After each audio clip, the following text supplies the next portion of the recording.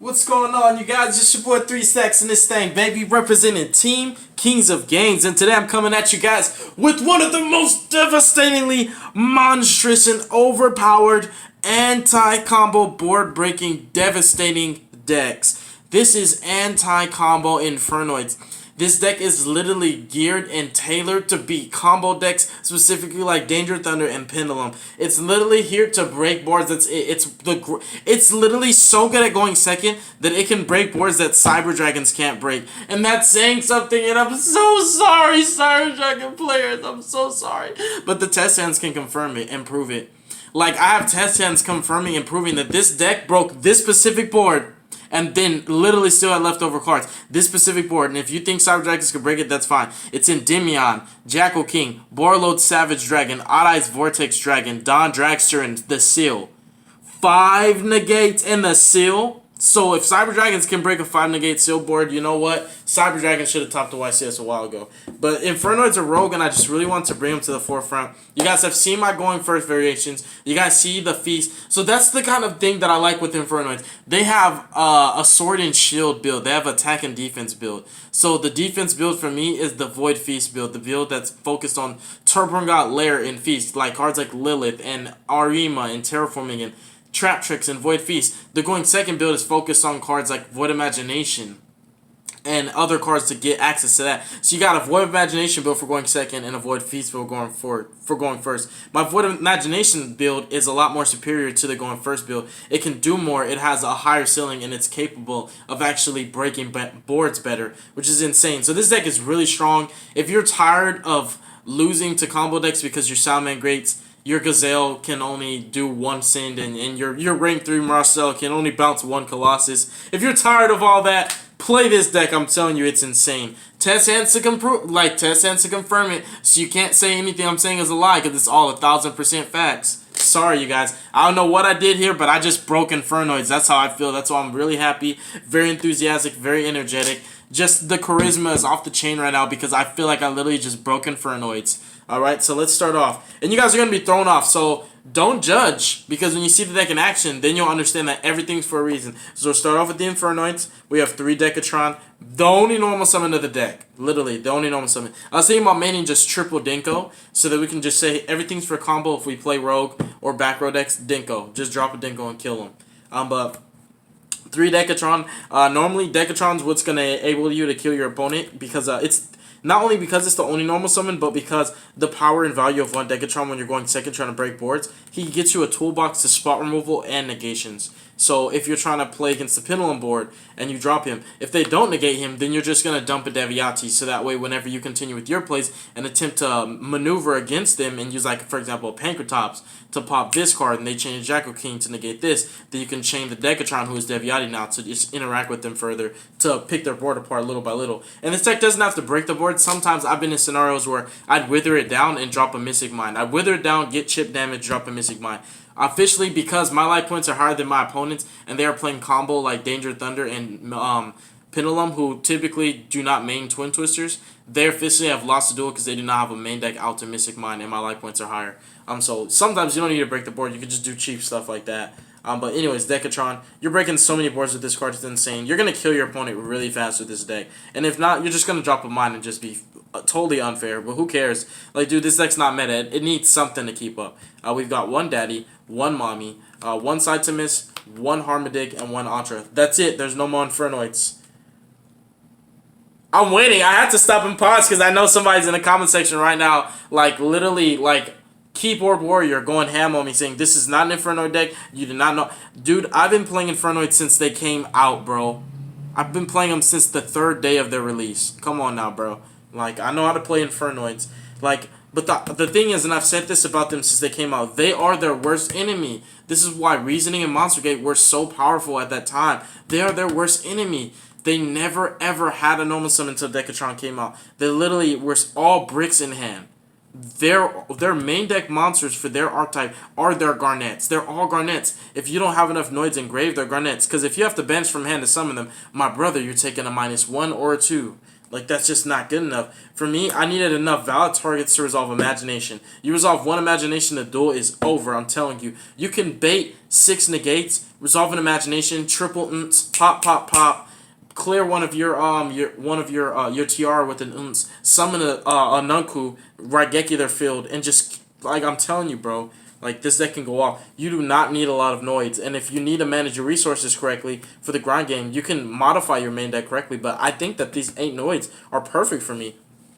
They've been working out great, and I've tested builds with 15 Noids, 16, 20 Noids. I've played 20 Infernoids in my main deck before. Like, I know what's up, bro, but trust me, 8 is all I need, bro. For this list to work, it needs to brick less, and these are the perfect ratios for everything that I need.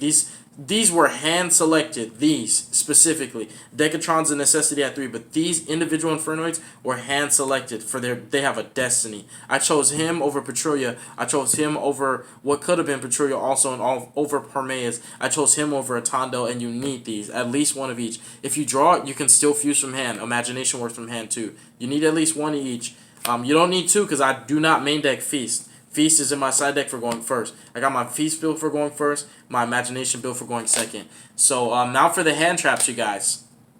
And don't underestimate the Infernoids. I feel that they're anticipated to be a going second deck simply because all their effects are spot removal. You got a bounce, you've got a pop, you've got a banish that doesn't target or destroy, you've got basically a heavy storm and a Raigeki, you've got negation that negates and banishes and doesn't destroy, so you can play around purple poisons and stuff. And you've got a card that can become anything he wants to be, like Superman.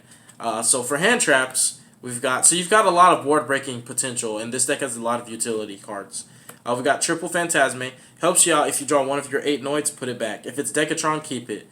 We have 3 copies of Pankratops. Pankratops assists you in the Danger Thunder and the Pendulum board. I think Pankratops is insane in the Pendulum matchup because you're always going to be able to deal with 2 threats. For example, you can attack over a Jackal King and then attempt to snipe. Give me 1 second. Let me open my door really quickly.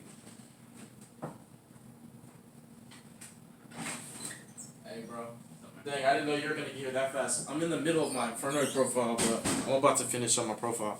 No. I didn't know you were going to get here that fast. I'm 10 minutes down the street, that's why. So basically, yeah, you could like attack over Jackal King and then target the Don Dragster. Even if they negate it, the point is 1 Pankratops is going to deal with 2 negations in the Pendulum Mirror match. But if you open Super Poly in this card, there's actually a way, I'm not going to show you guys, but there's a way that you can... Shh, I'm not saying anything else. But 3 Phantasmes and 3 Pankratops. Pankratops is really good in this deck. And although you play the low count, if the instance ever occurs where you brick, you just need a good boss monster to sit on. Phantasmes, Pankratops, Omegas, cards like those until you get into your combo pieces. But that hasn't been happening for me. And I'm telling you, this is the main reason why I've always told people they are their worst enemy. They are their Achilles heel, bro. They lose to their self more than people actually beat them. And then continuing with the hand traps, we have 3 Gamma. Gamma's the best hand trap in Infernoids. I've played Gamma and Infernoids. Anytime I play hand traps, it's always got to be Gamma. They have the best synergy. It's really good with Noids, obviously, because they tribute themselves for cost. It's really good with Lair. It interacts well going second. When you're going against Pendulum boards, there were certain instances where I was doing like a visual simulation where I would have impermanence in Gamma, and instead of using it on my opponent's turn, trying to stop their combo, I would let them finish their board, and I would have something like Gamma, Impermanence, and Pankratops, and I'd be able to clean nearly the entire board. Like, it'd be crazy. I'd just be like, Impermanence, target this, it'd be like a negate, reveal, chain Gamma, effect to negate, they'd be like negate, I'd be like special Pankratops, swing over that, pop that, and you'd like clear nearly 4 threats. It's incredible. So yeah, Gammas, sometimes when you're playing Pendulums, I just hold Gammas, like I just keep them in my hand. And I won't Gamma Electromite or anything. I'll just like, if I have Impermanence Gamma, it's like Impermanence Multifigure for me, but going second. So I will not, even if I feel like Impermanence Gamma could stop their turn, I will let their turn finish, keep the Impermanence and Gamma in my hand, and I'll use it to deplete their morale, break their board, and show them that they weren't going to win. And then we got 3 Ash Blossoms, the most versatile of all the hand traps, of course. And then, of course, triple Infinite Impermanence. And then you got to play Driver. It's a brick, it's necessary, but we got Phantasmes, thank God. But yeah, Impermanence doesn't conflict with Phantasmes like people think. Like, I would just reveal Phantasme and chain Impermanence from hand. Like, you have to reveal the card first. So yeah, for hand traps, the reactive hand traps, we have 3, 6, 9 reactive. And then these kind of just are bodies. That's it for the monsters, though. And now, for the spells, I have them broken down into little portions. So there's piles of 10. So I have 10. I have 10 engine cards and then 10 cards for breaking boards. So the 10 engine spells are gonna be 3 left arm offerings, which left arm is ridiculous because actually half of this deck is spells and they're all good spells. Like any spell has the potential to break a board. Any spell individually by itself, like Imagination, Vanishment, Lair, Mystic Mind, Super Poly, Mind Control, Infusion. It doesn't have to break the board essentially, but it has the potential to disrupt an established board. So left arm can search any of them. It's a toolbox for weapons. So it's like, imagine having like this gigantic arsenal with all these amazing swords and weapons, and then having this little like, what's the word I'm looking for? Smith, Jack Smith, Who? Smith. The one blacksmith, haha. Oh, okay. That's the word. It's like having a little blacksmith. So that's what I look at all left arm as. It's like having a blacksmith that can make you any weapon that you need for the time that you need it in the instance. So yeah, it's a really cool versatile card. Oftentimes I just left arm for Void Imagination because when you're like, okay, I've like Super Poly, Pankratopped, and Permanence Gamma this board. It's pretty much done. Let's go ahead and resolve this Imagination and finish them off.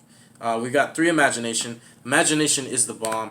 If it does resolve, you should be able to clear the entire field. Because these 3 will get rid of cards, and then whatever you summon after, like I'll normally will summon Saitamis, and then I'll summon Ananku or Deviati, and you'll finish the board. Like if there's 2 monsters in full back row, you'll Deviati the back row, attack over the monsters. If there's established monsters in 2 back row, you destroy the monsters of Ananku and then just swing, and just use Saitamis or stuff like that.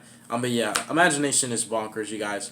Like seriously, it's literally like it has the highest ceiling out of any card individually. Nothing's more impactful in this deck than just 1 Imagination, and nothing will get you further. It's literally Shadow Fusion on crack. It's better than Shaw Fusion. And we have 3 copies of Void Vanishment. It's not better than Vanishment. That's why it's not better than Imagination. That's why I value drawing Imagination more, because this has a restriction. It's for the rest of the turn. Don't get me wrong, but this has a restriction, and on top of that, there's a cost, the discarding. But with this, if I draw it, I could just activate it. So I prefer drawing Imagination over this. So yeah, we've got, these are the engine cards, and then finally, Don't forget the second effect. 2 copies of Lair. I know the second effect. I don't use it that often, but if I need to, I'll just banish both my monster and theirs, but I don't really use it that much. And then 2 copies of Lair. Lair is just here. It's kind of like, Lair is another mechanism for going second as well, so it can help to break boards, because the cost is what's ridiculous. When you just tribute a Vortex for cost, they can't even use the Vortex to negate, whatever you're trying to use now. But it's kind of like in limbo, like it's like a medium, like kind of like this equilibrium where it's like it's an engine card, but it helps to break boards. And if you play this going second against Danger Thunder or Pendulums, they'll negate it, bro. They will if they're smart. So that's it for the engine cards. And then we have triple Mystic Mind. I think Infernoids and Sky Strikers play Mystic Mind really effectively. If you could just super poly your opponent's board and then drop a Mystic Mind, that's still effective as well. Especially like if you're playing like Danger Thunder, for example, you could just super poly away the Colossus in the hot red, and then, for example, summon out, let's say like Dragos Stapelio, and then just activate a Mystic Mind, and then he'll try to negate it with the whole Harbinger, and you'll just chain Drago to negate that, and then bam, you've got your Mystic Mind up, and there you go. You could just sit on it and just be that kind of guy. And then we've got double Mind Control. We've got double Instant Fusion. These cards are really ridiculously good. This deck does not struggle with Colossus. That's why I feel like Danger Thunder is an easier matchup than the Pendulum matchup is, because clearing 2 negates. So the threats for the Danger Thunder matchup is like, the thing with this deck with Noids is, for me, realistically, the only card that matters, bless you, is Imagination. So if I have expendable cards but 1 Imagination, I feel like I can beat them. Like, even in the Danger Thunder matchup. And, like, that's the easier matchup. Because the only threats are actually Hot Red and Titanic. Colossus doesn't hurt because I only play 6 search cards. And as far as getting rid of Colossus, I mean, you've got Lair attributed for cost. You've got Antra, 3 Decatrons. Like, I mean, dude, you got Super Polys. You've got Mind Controls. You've got, like, Instant Fusions for getting rid of it. So you don't really have, like, a problem with that, getting rid of the Colossus. So, like, these cards are really good for the spot movement that they provide, dealing with negations, and at the same time just going against the Pendulum board. Like, these can be a lot more impactful.